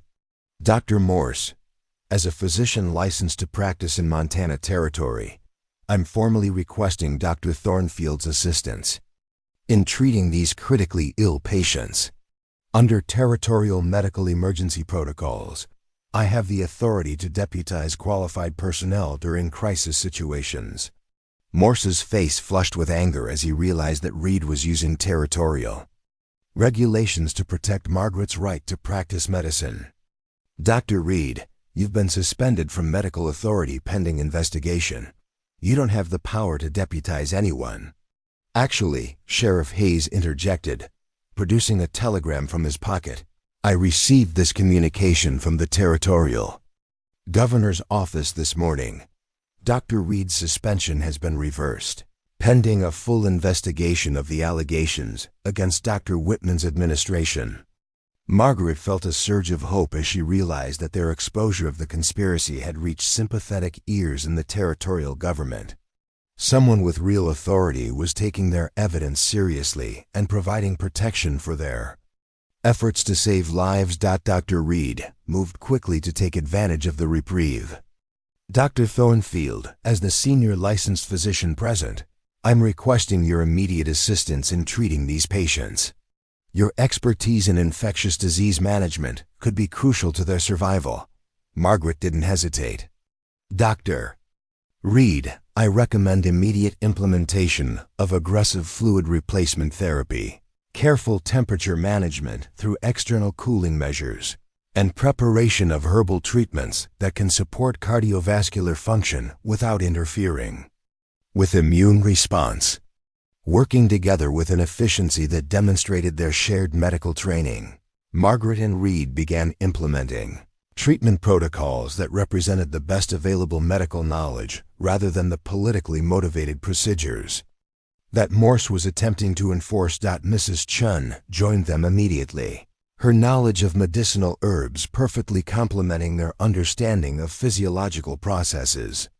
Within minutes, they had established a coordinated treatment approach that addressed each child's specific needs while maintaining the systematic monitoring required for critical care. Dr. Morse watched their efficient medical teamwork with growing frustration, clearly recognizing that he was witnessing competent medical practice that made his own political maneuvering appear petty and destructive by comparison. This is highly irregular, Morse protested. But his authority was crumbling as parents saw their children receiving competent care for the first time since the crisis had begun. What's irregular, said Sarah Jennings, her voice fierce with maternal protectiveness, is trying to stop qualified doctors from saving my son's life. I don't care about territorial politics or medical credentials. I care about competent treatment for sick children. The other parents voiced similar sentiments, their support for Margaret and Reed creating a barrier of community solidarity that made Morse's authority increasingly irrelevant to the actual situation. As the afternoon progressed, the children's conditions began to stabilize under proper medical care. Temperature spikes came under control, breathing improved, and the dangerous symptoms of organ failure began to recede. Margaret's revelation of her true identity had not only saved lives, but demonstrated the stark contrast between competent medical practice and the politically motivated incompetence that territorial policies had been protecting. But the victory came with a price that Margaret was only beginning to understand. Her secret was now public knowledge, making her a target for enemies who had invested considerable resources in maintaining the corrupt system she had exposed. The gentle woman who had hidden her abilities to practice medicine in peace was about to discover that sometimes the greatest battles are fought not in hiding, but in the full light of public scrutiny. The retaliation began at midnight, 3 days after Margaret's public revelation of her true identity. She woke to the sound of shattering glass and the acrid smell of smoke drifting through her small room behind the clinic. Through her window, she could see flames dancing against the night sky. Someone had set fire to the building that housed the territorial medical records, destroying evidence that could have implicated dozens of officials in the contamination. Conspiracy, Dr. Thornfield. Mrs. Chun's urgent voice called from the main clinic area. Come quickly, they take Dr. Reed. Margaret rushed into the treatment room to find Mrs. Chun standing beside the window, her face pale with fear and anger. Outside, she could see the aftermath of what was clearly a coordinated assault on their investigation. Dr. Reed's horse was gone. His medical bag lay scattered in the dirt, and there were signs of a struggle near the clinic entrance. What happened? Margaret demanded, her mind racing through the implications of Reed's disappearance. 3 men come in night, Mrs. Shun explained rapidly. They say Dr. Reed must come for medical emergency in next town. But I see their faces, not honest men. They force him to go. Margaret felt ice forming in her stomach as she realized that their enemies had escalated beyond legal intimidation to direct action. Reed's abduction meant that someone with significant resources and complete disregard for territorial law was now actively working to eliminate the witnesses who could expose the corruption conspiracy. The sound of approaching hoofbeats announced the arrival of Sheriff Hayes, his face grim in the flickering light from the burning records building. Dr. Thornfield, we need to talk immediately. The situation has become far more dangerous than any of us anticipated. Hayes dismounted and approached the clinic with the careful movements of someone expecting attack. I've just received word from my contacts in the territorial capital. Dr. Whitman has convinced influential people that you and Dr. Reed represent a threat to territorial stability. There's talk of declaring martial law to suppress what they're calling a medical insurrection. Margaret struggled to process the implications. Sheriff Hayes, are you saying they're prepared to use military force to protect their corruption? Dr. Thornfield, I'm saying they're prepared to do whatever it takes to prevent their conspiracy from becoming public knowledge. The contamination evidence you've gathered threatens to bring down some very powerful people who have invested their careers in the current system. Mrs. Chun approached with a bundle of documents she had been carefully protecting since the investigation began. Sheriff Hayes, we have proof of contamination in 6 different towns. Letters showing officials know. Children get sick but do nothing. Cannot let them destroy this evidence. Hayes examined the documents with growing alarm. Dr. Thornfield, these papers prove systematic negligence that could result in criminal charges against territorial administrators, federal officials, and business leaders across 3 territories. The political and economic implications are staggering. Margaret realized that their medical investigation had uncovered corruption with tentacles reaching far beyond Montana territory. The contamination policies weren't just local problems. They represented a coordinated approach to frontier development that prioritized commercial interests over human welfare across the entire western expansion. Sheriff Hayes, Margaret said, her voice steady despite the danger surrounding them. What are our options? We can't allow this evidence to be destroyed, and we can't abandon Dr. Reed to whatever they're planning. Hayes's response revealed both his integrity and his understanding of the forces they were facing. Dr. Thornfield, I've sent word to federal marshals who aren't connected to the territorial administration, but it will be several days before they can arrive, and we'll need to survive that long while protecting both the evidence and ourselves. The conversation was interrupted by the sound of multiple riders approaching the clinic at high speed. Margaret looked through the window to see a group of armed men surrounding the building, their faces hidden by bandanas, but their intentions clearly hostile. "This is Marshal Hawkins," a voice called from outside. "Dr. Thornfield, you're under arrest for practicing medicine without territorial credentials and inciting public disorder. Come out immediately, or we'll come in after you." Margaret recognized the voice, but something about Hawkins's tone suggested that his authority was no longer operating within legal boundaries.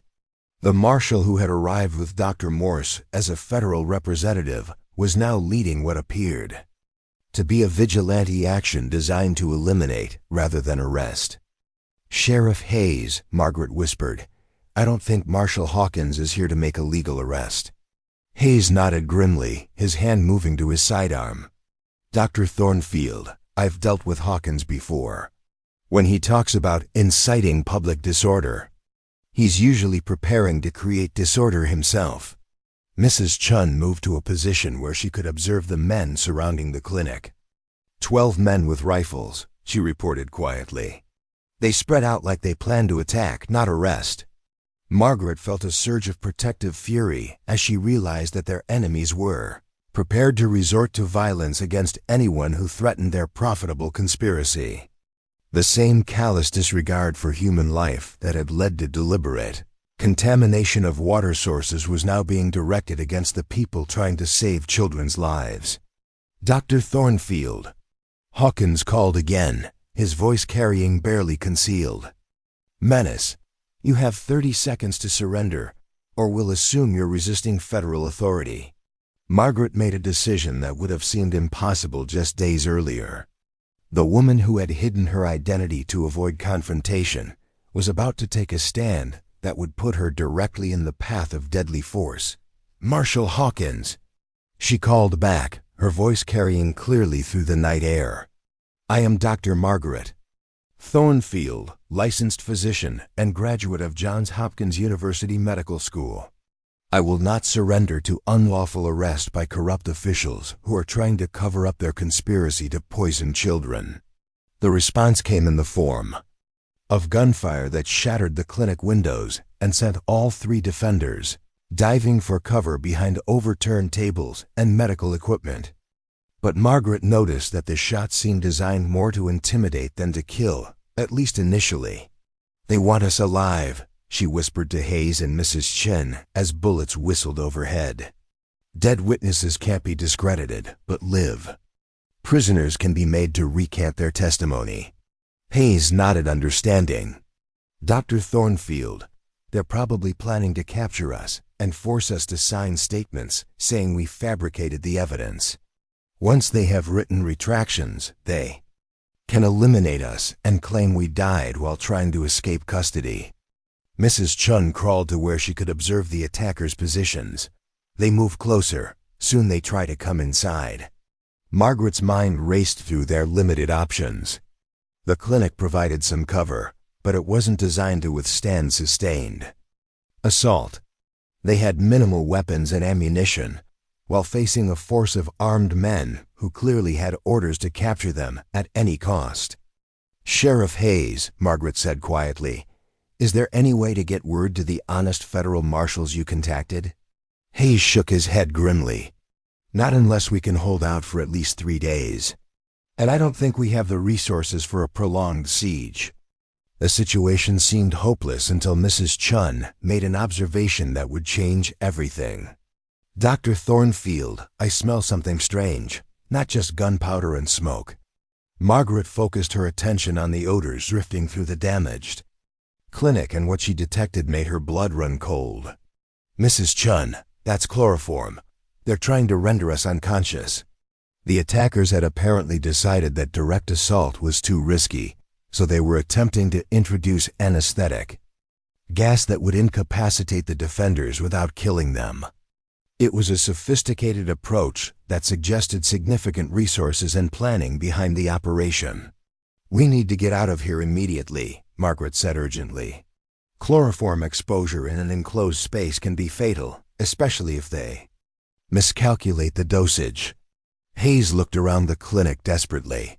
"Dr. Thornfield, they have the building surrounded. How do we escape without walking directly into their gunfire?" It was Mrs. Chun who provided the solution, her knowledge of the clinic's construction revealing an escape route that none of them had considered.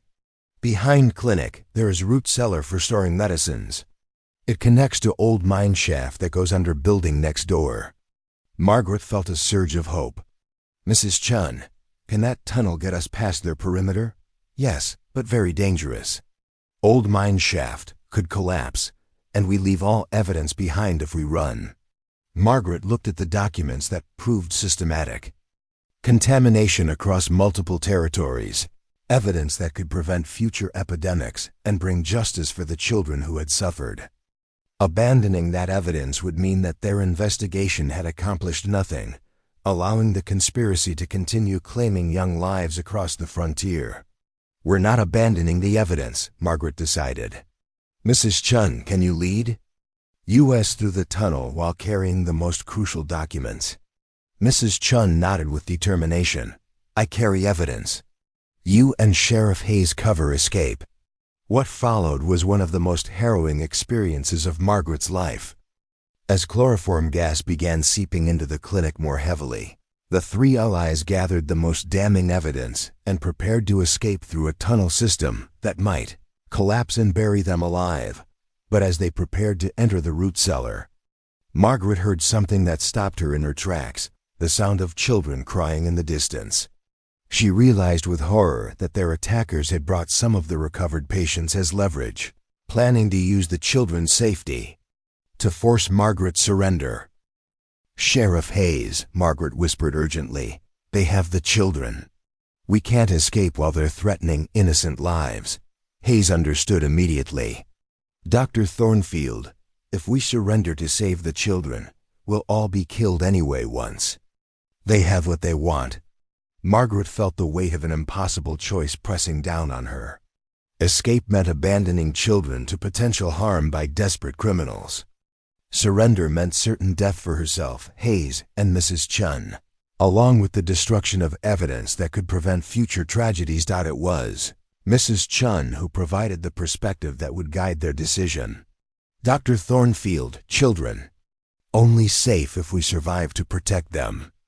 Dead heroes save no one." Margaret nodded, knowing that the Chinese woman was right. Their only hope of protecting the children in the long term was to escape with the evidence and bring back legitimate authority that could end the conspiracy permanently.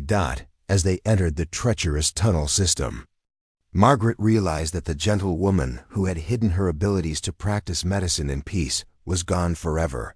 Dr. Margaret Thornfield was now a fugitive fighting for her life against enemies who would sacrifice any number of innocent people to protect their corrupt empire. The tunnel that Mrs. Chun led them through was a nightmare of collapsed timbers, stagnant water, and air thick with the dust of decades. Margaret clutched the precious documents against her chest as they crawled through passages barely wide enough for a human body, the weight of evidence that could transform frontier medicine pressing against her ribs with every labored breath. "Stop!" Mrs. Chun whispered from ahead, her voice barely audible over the sound of settling earth above them. "Listen." Margaret strained her ears and heard what had alarmed their guide, the rhythmic pounding of pickaxes and shovels somewhere above their heads. Their enemies had discovered the tunnel entrance and were attempting to excavate their escape route before they could reach safety. "How much farther?" Sheriff Hayes asked urgently, his voice tight with the controlled panic of someone who understood that cave-ins could bury them alive in a matter of seconds. "Maybe 200 yards, Mrs. Chun replied. "But tunnel gets narrower, and if they dig in wrong place... She didn't need to finish the sentence. All three of them understood that their escape route could become their tomb if their pursuers destabilized the already precarious mine shaft. The next 20 minutes tested Margaret's courage in ways that her medical training had never prepared her for. They crawled through passages so narrow that their shoulders scraped against rotting timber supports, waded through pools of stagnant water that soaked through their clothes and chilled them to the bone, and navigated by touch through absolute darkness that seemed to press against their faces like a living thing. But it was when they reached the final section of tunnel that Margaret discovered reserves of determination she hadn't known she possessed. The passage ahead had partially collapsed, leaving an opening barely 18 inches high that would require them to crawl on their bellies, while pushing the evidence documents ahead of them. "I go first," Mrs. Chun announced with quiet courage. "If tunnel hold for me, it hold for you." Margaret watched with admiration and terror as the Chinese woman squeezed into the narrow passage, her movements careful and deliberate despite the urgency of their situation. Minutes passed in agonizing silence before they heard her voice calling from the other side. "Safe. Come now, but move slow. Timber very weak here." Sheriff Hayes insisted that Margaret go next, his protective instincts overriding any consideration of his own safety. As Margaret pushed the document bundle ahead of her and began wriggling through the collapsed section, she felt timber groaning overhead and heard dirt cascading down around her shoulders. But she also heard something else that filled her with desperate hope, the distant sound of gunfire that seemed to be coming from multiple directions. Someone was engaging their attackers in combat, and the battle sounded far more substantial than anything Sheriff Hayes's limited reinforcements could have managed. When Margaret finally emerged from the tunnel into what appeared to be the basement of an abandoned building, she found Mrs. Chun waiting with an expression of cautious optimism on her dirt-streaked face. "Dr. Thornfield, I think help has arrived. Listen." Margaret focused her attention on the sounds of battle outside and realized that Mrs. Chin was right. The gunfire had the organized rhythm of trained soldiers rather than the chaotic violence of vigilante action. More importantly, she could hear shouted orders that carried the authority of legitimate law enforcement. Sheriff Hayes emerged from the tunnel just as the basement door burst open to reveal a figure that made Margaret's heart leap with relief and recognition. Dr. Reed stood in the doorway, battered and exhausted but very much alive, accompanied by two men in federal marshal uniforms who appeared to be the honest law enforcement that Hayes had been hoping would arrive. "Dr. Thornfield," Reed called out, his voice carrying joy and urgency in equal measure. "Thank God you're safe. We have federal marshals here who've been investigating the territorial corruption, and they've brought enough force to end this nightmare."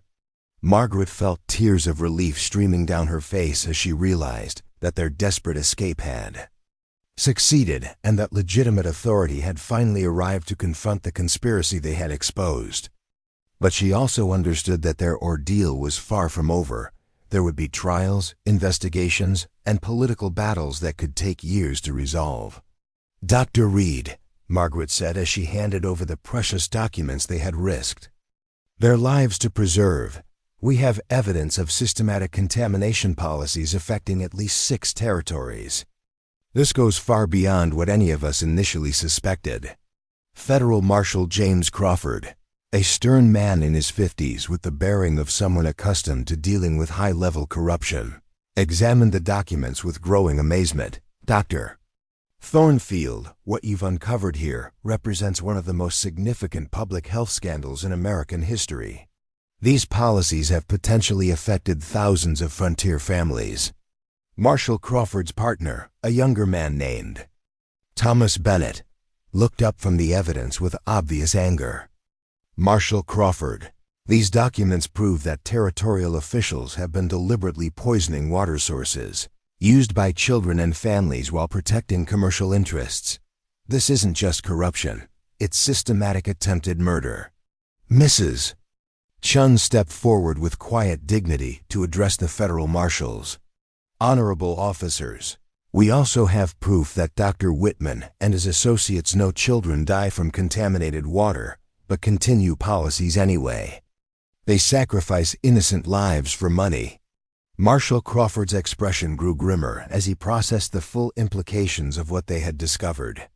Dr. Thornfield, Mrs. Chun, Sheriff Hayes, your investigation has exposed a conspiracy that reaches into the highest levels of territorial administration and involves federal officials who have betrayed their oaths to protect American citizens. The sound of approaching footsteps announced the arrival of more federal agents, escorting prisoners who represented the core of the conspiracy they had been fighting. Dr. Morse walked in shackles, his arrogant demeanor replaced by the defeated posture of someone whose crimes had finally been exposed. Behind him came Marshal Hawkins, Councilman Fletcher, and Dr. Mitchell, all under arrest for their roles in the contamination conspiracy. But it was the final prisoner who represented the most significant victory for justice, Dr. Marcus Whitman, the territorial medical administrator whose policies had endangered countless children, stood in federal custody with the pale complexion of someone who understood that his career and freedom were permanently ended. Dr. Thornfield, Marshall Crawford, said formally, I want to personally thank you for the courage you've shown in exposing this conspiracy. Without your willingness to risk everything to save those children and document the evidence, these criminals would have continued claiming innocent lives indefinitely. Margaret felt a complex mixture of emotions as she looked at the men whose greed and callousness had threatened so many young lives. There was satisfaction in seeing justice served, but also sadness for the children, who had suffered while adults who should have protected them chose profit over human welfare. Marshall Crawford, Margaret replied, the real heroes are the children, who survived despite the system that was supposed to protect them, and the families who trusted us to fight for justice even when the odds seemed impossible. Dr. Reed stepped forward with news that would transform the victory from personal vindication to systemic reform. Dr. Thornfield, I've received word from the territorial governor that your investigation has prompted a complete review of Frontier medical policies. They're implementing new standards for water safety, medical practice oversight, and public health protection that will prevent future tragedies. Mrs. Chun smiled with quiet satisfaction. Good. Now children in other towns will be safe. This fight saved many lives we never meet. Over the following weeks, as trials began and the full scope of the conspiracy was revealed to the public, Margaret found herself at the center of a transformation that extended far beyond the borders of Montana Territory. Her courage in exposing the contamination policies had sparked a national conversation about public health protection, medical ethics, and the responsibilities of government to protect vulnerable populations. The story of the frontier nurse, who had hidden her medical degree to help those in need, became a symbol of individual courage standing against institutional corruption. Medical schools across the country began implementing new curricula that emphasized public health advocacy and ethical responsibility. Frontier communities established new standards for medical practice that prioritized competence over political connections, but perhaps the most meaningful recognition came from an unexpected source. 6 months after the trials concluded, Margaret received a letter signed by dozens of parents from communities across 3 territories, families whose children had been saved by the medical reforms that her investigation had sparked. Dr. Thornfield, the letter read, we are parents whose children are alive today because you chose to fight for justice when fighting seemed impossible. Our sons and daughters will grow up in a world where water contamination policies can no longer sacrifice young lives for commercial profits. Your courage has given our children futures that seemed lost when corrupt officials controlled their fate. Margaret read the letter while sitting in her new medical practice in Copper Ridge, which had been rebuilt with federal funding as a model frontier clinic. Through her window, she could see children playing safely in areas where contaminated wells had been replaced with properly constructed water sources that met rigorous safety standards. Mrs. Chin had become her permanent partner in the practice, their collaboration representing a fusion of traditional Chinese medicine with modern Western techniques that produced results superior to either approach alone. The prejudices that had once dismissed Mrs. Chen's expertise had been replaced by recognition of the value that diverse medical traditions could offer when working together. Dr. Reed had accepted a position as Territorial Medical Director, replacing the corrupt administrators whose policies had endangered so many lives. His first official act had been to establish new standards for medical practice that emphasized competence and ethical responsibility over political connections and commercial considerations. Sheriff Hayes had been promoted to federal marshal. His integrity and courage during the crisis, earning him recognition as exactly the kind of law enforcement officer needed to prevent future corruption. His first assignment was overseeing the implementation of new public health protection policies across frontier territories. As Margaret reflected on the journey that had brought her from hiding her identity as a frontier nurse to standing as a recognized leader in medical reform, she realized that the greatest transformation had been in her own understanding of what it meant to practice medicine. She had learned that healing wasn't just about treating individual patients, but about fighting for systems that protected entire communities from preventable harm. The woman who had hidden her medical degree to escape persecution had discovered that sometimes the most important service a physician could provide was the courage to challenge authority when authority chose profit over human life. Her willingness to reveal her true identity when children's lives hung in the balance had not only saved those particular patients, but had created systemic changes that would protect countless future generations.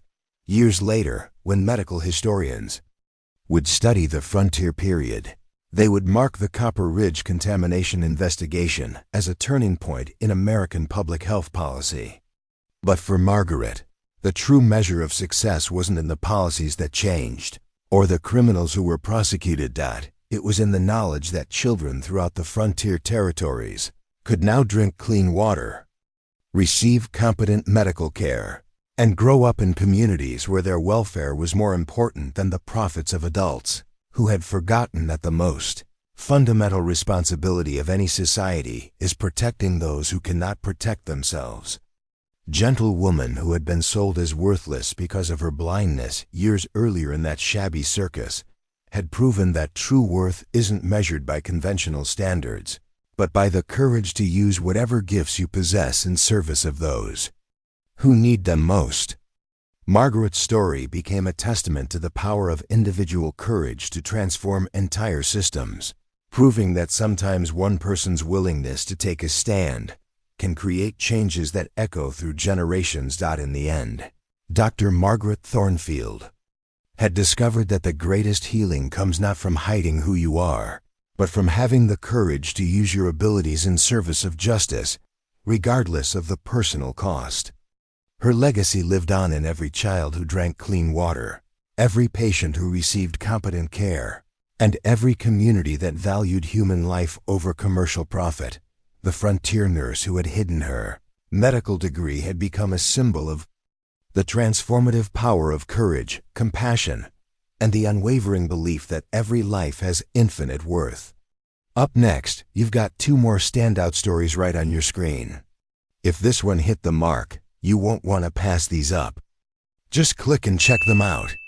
And don't forget to like, subscribe, and turn on the notification bell so you don't miss any upload from us.